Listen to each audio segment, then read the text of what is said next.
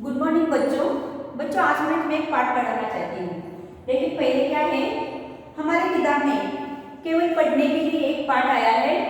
मैं तुम्हें पहले यह पढ़ के दिखाती हूँ। तुम्हें क्या करना है, जब मैं पढ़ती हूँ तो तुम्हें क्या करना है, मेरे साथ पढ़ने का प्रयास करना है। पाठ का नाम है शंभू पहलवान। रामपुर गांव में एक शंभू पहलवान रहता था। उसे अपनी ताकत पर बहुत घमंड था। मुझसे ज्यादा ताकतवर इस पूरे गांव में कोई नहीं जो मुझे हरा सके। हा हा हा, गांव वाले समझाते, शंभू इतना घमंड करना अच्छी बात नहीं। लेकिन शंभू पर उनकी बातों का कोई असर नहीं होता। उसी गांव में गोलू नाम का एक लड़का अपनी नानी के घर आया था। उसने भी शंभू पहलवान का खूब नाम सुना था। आखिर ये है कौन शंभू पहलवान? एक दिन खेलते खेलते गोलू ने अपने दोस्तों से पूछ ही लिया, ये शंभू पहलवान कौन है? मुझे उनसे मुझे उनसे मिलना है। तुम शंभू पहलवान को नहीं जानते? चलो आज हम तुम्हें शंभू पहलवान से मिलवाते हैं। सब बच्चे पहुंच गए शंभू पहलवान के घर। शंभू अंकल, हमारा दोस्त गोलू आपसे मिलना चाहता है, जरा बाहर तो आओ। आवाज सुनकर शंभू पहलवान बाहर आया और बोला, कौन है गोलू? मेरा नाम गोलू है। मैं चाहता हूँ कि आप इस रुमाल को दीवार के उस पार फेंककर दिखाइए, तो मैं मानूंगा कि आप ही सबसे ज्यादा ताकतवर हैं। रुमाल की ओर देखते हुए शंभू पहलवान बोला, ये रुमाल ये तो मेरी एक भूख से ही उड़ जाएगा। लाओ रुमाल दो। शंभू ने रुमाल लिया और जोर लगाकर दीवार के उस पार फेंका, लेकिन रुमाल उड़कर उसी के पास वापस आ गया। शंभू ने एक नहीं कई बार कोशिश की, पर रुमाल दीवार के उस पार न पहुंच पाया। गोलू बोला, अब मेरी बारी, मैं यह रुमाल दीवार के उस पार फेंकता हूँ। रुमाल फेंकते फेंकते शंभू पहलवान हांफने लगा और जमीन पर बैठ गया। अब मेरी बारी, मैं रुमाल दीवार के उस पार फेंकता हूँ। हाँ, जरा मैं भी तो देखूं, जो काम मैं न कर सका वो तुम कैसे करोगे? और गोलू ने उस रुमाल में छोटा सा पत्थर बांधा और दीवार के उस पार उस तरफ फेंक दिया। यह देखकर शंभू पहलवान हैरान से सोचने लगा, जो काम मैं न कर सका वो काम छोटे से बच्चे ने अपनी बुद्धिमानी से कर दिखाया। पहलवान अंकल, हमें घमंड नहीं करना चाहिए और न किसी को छोटा समझना चाहिए। आज छोटू से गोलू ने एक बड़ी सी सीख दी, जो अब शंभू पहलवान भी समझ गया था। बच्चों, इस पाठ से हमें क्या संदेश मिलता है? इस पाठ से हमें यह संदेश मिलता है कि हमें घमंड नहीं करना चाहिए, हमें किसी को छोटा नहीं समझना चाहिए। चलो बच्चों, आज मैं तुम्हें एक पाठ पढ़ाऊंगी। पाठ का नाम है शादी का सपना। 12वां पाठ है, यह भावपूर्ण कहानी है। शादी नाम का तुम्हारे उम्र का ही एक लड़का है। उसने क्या किया है और वो कौन था, मैं तुम्हें पाठ पढ़ाकर ही बताऊंगी। पहले मैं क्या करती हूँ, पहले मैं पाठ पढ़ती हूँ। शादी का सपना, भावपूर्ण कहानी। ईरान के एक सुंदर नगर शिराज में एक लड़का रहता था। उसका नाम सादी था। वो बहुत छोटा था तो उसके पिता का देहांत हो गया। उसकी माँ ने कड़ी मेहनत करके उसका पालन पोषण किया। आज ईद का चांद दिखाई देने वाला था। सादी अपनी आखिर आसमान में गड़ाए था। वो चांद देखने की कोशिश कर रहा था। अचानक उसे चांद नजर आ गया। वो दौड़ता हुआ अपनी माँ के पास आकर बोला, अम्मी, कल ईद होगी ना, देखिए चांद दिख गया। माँ ने मुस्कुराते हुए कहा, हाँ कल ईद होगी। सादी बोला, अम्मी, मेरे नए जूते अभी तक नहीं आए। आपने कहा था कि ईद से पहले दिलवा देंगी। यह सुनकर माँ उदास हो गई। शादी के पिता की मृत्यु के बाद वे किसी न किसी तरह अपने लाडले बेटे की हर जरूरत को पूरा कर रही। पिता की मृत्यु के बाद वे किसी न किसी तरह अपने लाडले बेटे की हर जरूरत को पूरा कर रही थी। इस ईद पर नए कपड़े तो जैसे तैसे मिल गए थे, लेकिन वे नए जूते कहाँ से लाए? माँ की आंखों से आंसू टपक पड़े। उनको रोता देखकर सादी बोला, अम्मी, आप तो रोने लगी, मुझे नहीं चाहिए ऐसे लेकिन रात को बिस्तर पर लेटकर वह सोचने लगा, हम गरीब क्यों हैं? कल ईदगाह पर मेरे दोस्त मेरा मजाक उड़ाएंगे। ऐसा सोचते सोचते उसकी आंख लग गई। उसने एक सपना देखा। सपने में अचानक प्रकाश की एक किरण चमकी और हल्की सी आहट हुई। सादी घबरा गया और डर के मारे उसे पसीना छूटने लगा। उसने देखा सामने एक व्यक्ति खड़ा है। वो बोला, आओ मेरे साथ। सादी उसके साथ चल पड़ा। थोड़ी देर बाद वे दोनों एक आलीशान इमारत के सामने खड़े थे। उस व्यक्ति ने इमारत की तरफ इशारा करके कहा, मेरे प्यारे बच्चे, आगे बढ़ो और दरवाजा खोलकर अंदर जाओ। सादी ने दरवाजा को हाथ लगाया और दरवाजा अपने आप ही खुल गया। अंदर 3 व्यक्ति अपनी अपनी बेबसी का रोना रो रहे थे। पहला व्यक्ति रो रो कर कह रहा था, ए खुदा, मेरी सारी धन दौलत ले ले, लेकिन मुझे आंखों की रोशनी दे दे। दूसरा आदमी कह रहा था, ए खुदा, तूने मुझे दुनिया की हर चीज दी, धन दौलत महल और इज्जत दी, लेकिन टांगे नहीं दी। ए खुदा, मेरा सब कुछ छीन ले और मुझे 2 टांगे दे दे। तीसरा आदमी भी बहुत दर्द भरी आवाज में कह रहा था, ए खुदा, मुझे तू सुनने की ताकत दे दे और मुझसे दुनिया की हर चीज छीन ले। यह दृश्य देखकर सादी के दिमाग में एक सच्चाई उतर गई। अरे, दुनिया में तो हमसे भी बेबस और दुखी लोग रहते हैं। सादी ने मुड़कर देखा तो उसे वह व्यक्ति दिखाई नहीं दिया जो उसे वहां लाया था। तभी माँ ने सादी के सिर पर हाथ फेरते हुए कहा, सादी उठो, क्या ईदगाह नहीं जाओगे? सुबह हो गई है। सादी की नींद टूट गई। माँ ने मुस्कुराकर कहा, अगर खुदा ने चाहा तो अगले साल तुम्हारे लिए नए जूते खरीदूंगी। नहीं अम्मी, मुझे नहीं चाहिए नए जूते, सादी ने कहा।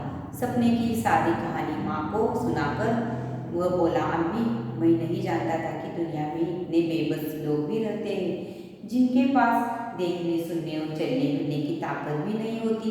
मुझे तो खुदा ने 2 आंखें, 2 टांगे और 2 कान दिए हैं। इसके लिए मैं खुदा को बहुत धन्यवाद देता हूँ। यही नन्हा बालक बड़ा होकर शेख सादी के नाम से फारसी का प्रसिद्ध कवि हुआ। चलो बच्चों, मैंने ये पाठ में पढ़कर दिखाया। अभी मैं पाठ तुम्हें पढ़ाती हूँ। जब मैं पाठ पढ़ाती हूँ तो तुम्हें क्या करना है? ध्यान देकर सुनना है। ईरान के एक सुंदर नगर शिराज में एक लड़का रहता था। ईरान एक सुंदर नगर था। वहाँ शिराज में एक लड़का रहता था। वो कैसा था?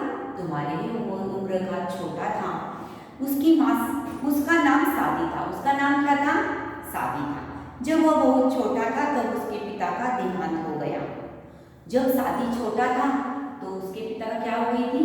मृत्यु हो गई थी। उसका देहांत हो गया था। उसकी माँ ने कड़ी मेहनत करके उसका पालन पोषण किया था। पिता के जाने के बाद उसकी माँ ने क्या किया था? कड़ी मेहनत करके सादी का पालन पोषण किया था। आज ईद का चांद दिखाई देने वाला था। सादी अपनी आंखें आसमान में गड़ाए हुए था। वो चांद देखने की कोशिश कर रहा था। कल ईद थी और आज क्या देखना चाहता था? सादी ईद का चांद देखना चाहता था। और एक तो कहाँ देख रहा था? चांद की तरफ आके एक तक लगा रहा था।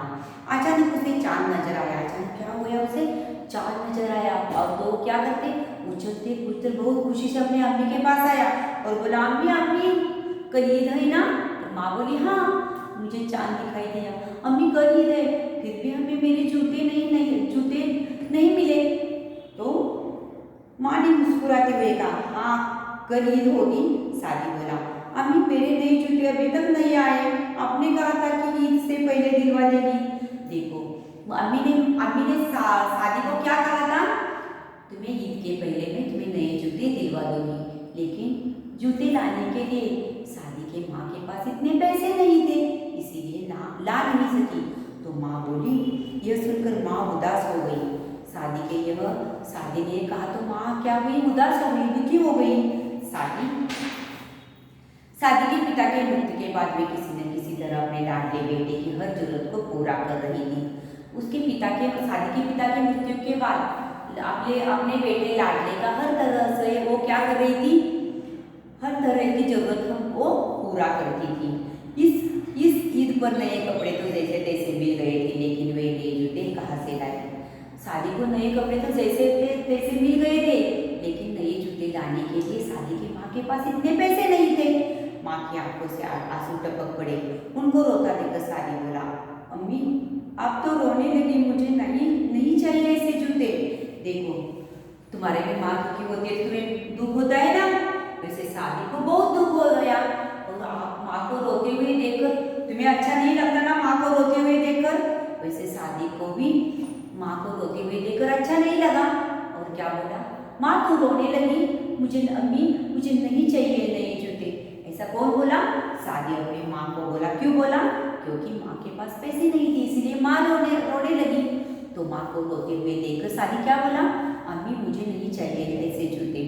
लेकिन रात को बिस्तर पर लेटकर वह सोचने लगा, हम गरीब क्यों है, कल ईदगाह पर मेरे दोस्त मेरा मुझे मजाक उड़ाएंगे। ऐसा सोचते सोचते उसकी आंख लग गई। देखो लेकिन रात को जब सादी बिस्तर पर लेट गया तो क्या हो गया, सादी मन में सोचने लगा, क्यों हम गरीब क्यों हैं, कल ईद है तो मुझे नए जूते नहीं लाए तो मेरे दोस्त मेरी मजाक उड़ाएंगे।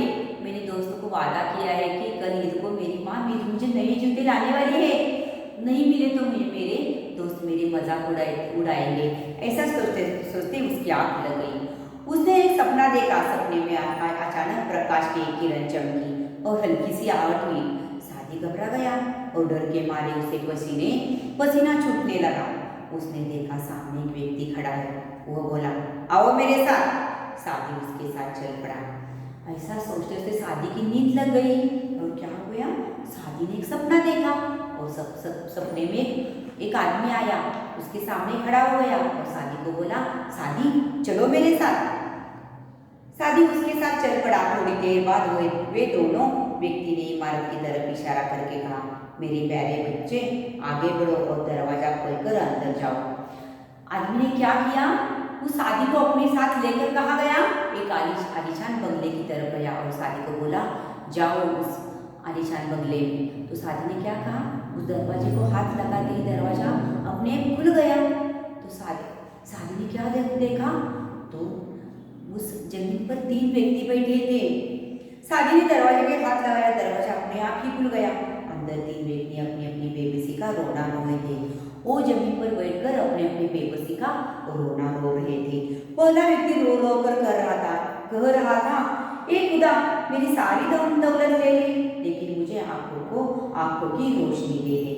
पहला व्यक्ति क्या कह रहा था, ए खुदा मेरी तुम सारी धन दौलत ले ले, लेकिन मुझे आपको देखा ही नहीं देता है, इसलिए मुझे क्या करो तुम आंखों को रोशनी दे दे। दूसरा आदमी कह रहा था, ए खुदा तूने मुझे दुनिया की हर चीज दी, धन दौलत महल और इज्जत दी, लेकिन टांगे नहीं दी।